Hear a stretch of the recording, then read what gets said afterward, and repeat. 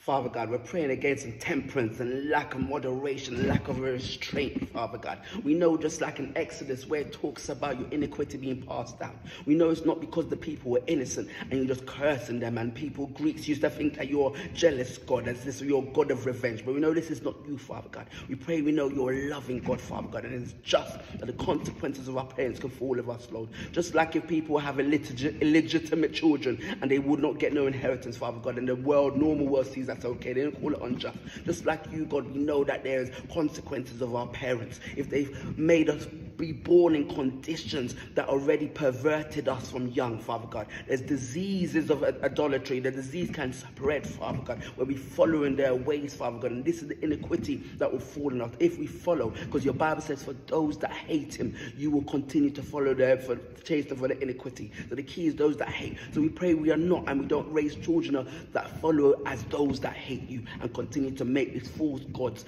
and worship them, Father God. We pray we understand there's a disease of idolatry that can spread, Father God, that you want to get rid of, Father God. But ultimately we pray that we understand that you are just.